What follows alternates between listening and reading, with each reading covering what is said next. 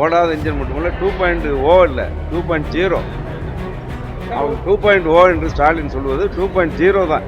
இனிமேல் அது ஓடுவதற்கு வழியே இல்லை. நிச்சயமாக 210 தொகுதிகளுக்கு மேலாக வெற்றி பெற்று அனைத்து இந்திய அண்ணா திராவிட முன்னேற்ற கழக கூட்டணி மகத்தான வெற்றி பெறும். அதிமுக தலைமையில் ஆட்சி அமைவது உறுதி என்ற நிலையில தான் இன்றைக்கு தமிழக தேர்தல் களம் இருக்கின்றது. அதிமுக விஜய் மீது கடுமையான விமர்சனம் வச்சிருக்கு. இதுவரைக்கும் விமர்சனம் விஜய் கட்சி தொடர்ந்து விமர்சனம் வைக்காத அதிமுக இவ்வளவு அவசியமா இருக்குங்களா? இன்றைக்கு தேவையோ எங்களை விமர்சிக்கின்ற நேரத்தில் நாங்கள் எதிர்வினை ஆற்ற வேண்டியது எங்களுடைய கடமை. இதுவரை விமர்சிக்கவில்லை.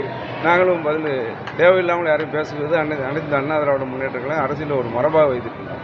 எங்களை விமர்சிக்கின்ற நேரத்தில் அது யாராக இருந்தாலும் எந்த கட்சியாக இருந்தாலும் உடனடியாக விமர்சிக்க வேண்டிய நிலை கட்டாயம் எங்களுக்கு ஏற்படுகிறது. எங்களுடைய உரிமை அது. அதிமுக ஒன்றிணைப்பு ஓபிஎஸ் இல்லை, ஆண்டவன் கையில் தான் இருக்கு. கடைசி கட்டம் அதிமுக இணைவது அப்படின்னு. அதிமுக ஒன்றாக தான் இருக்கிறது. இல்லை இணைவது அவர் இணைவது ஆண்டவன் கையில் ஆண்டவன் கையில் இருக்கு. அவரே சொல்லிட்டார்ல. இல்லை, அவர் நேற்று கூட சொல்லியிருக்காரு. அண்ணன் கூட கிரீன் சிக்னல் இருக்கு, யார் வேணாலும் வரலாம் அப்படின்ற மாதிரி சுத்தமாக சொல்லியிருக்காரு. அதே இது நயனாராயந்திரன் என்ன சொல்றாரு, நாங்கள் என்டிஏ கூட்டணி இப்பயே வலுவா இருக்கு அப்படின்ற மாதிரி சொல்லியிருக்காரு. வலுவா இருக்கிறதுனால அவர் தேவையில்லைன்னு நினைக்கிறீங்களா? இல்லை வரலாம். இந்திய கூட்டணி வலுவாக இருக்கின்றது, அதில் எந்த மாற்று கருத்து இல்லை.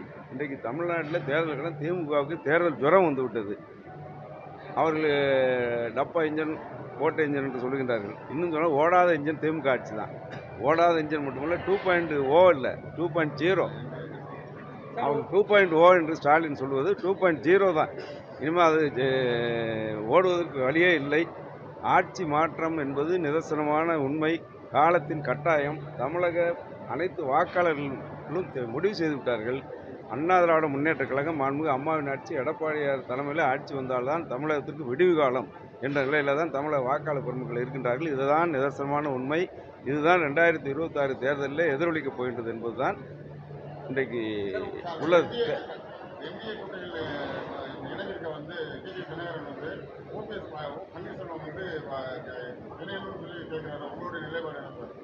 அவருடைய கருத்து அவர் சொல்லியிருக்காரு. அதில் எங்கே நிலைப்பானாங்கன்னு சொல்லி தேமுதிக சீட்டு கூடிய சீட்டு உரிய இது கொடுத்தா தேர்தல் கூட்டணி பேச்சுவார்த்தை முடிவதற்கு முன்னாடி எதுவும் சொல்வது சரியா இருக்காது. தேர்தல் அறிக்கை கதாநாயகியாக இருக்கும், போட்ட கதாநாயகர் கதாநாயகியாக இருக்கும் சொல்லி கனிமொழி சொல்லியிருக்காங்க. அதிமுக தேர்தல் அறிக்கை எப்பவுமே தேர்தல் அறிக்கை பங்கு வகிக்கும், கதாநாயகியாக இருக்கும். இந்த ஓட்டில் என்னை பொறுத்தவரை திமுக தேர்தல் அறிக்கை தான் வில்லனாக இருக்க போகுது. திமுக கடந்த 2021 அவர்கள் தேர்தல் வாக்குறுதிகளை 15% கூட நிறைவேற்றவில்லை. 524 தேர்தல் வாக்குகள் எத்தனை நிறைவேற்றப்பட்டது என்பது மக்களுக்கு தெரியும், உங்களுக்கு தெரியும்.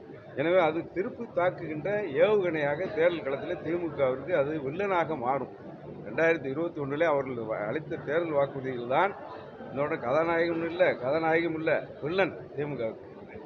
செய்திகளை உடனுக்குடன் தெரிந்து கொள்ள கீழ்கண்ட கேபிள் மற்றும் டிடிஎச் நெட்வொர்க்குகளில் எம்நாடு செய்தி தொலைக்காட்சியை காணுங்கள்.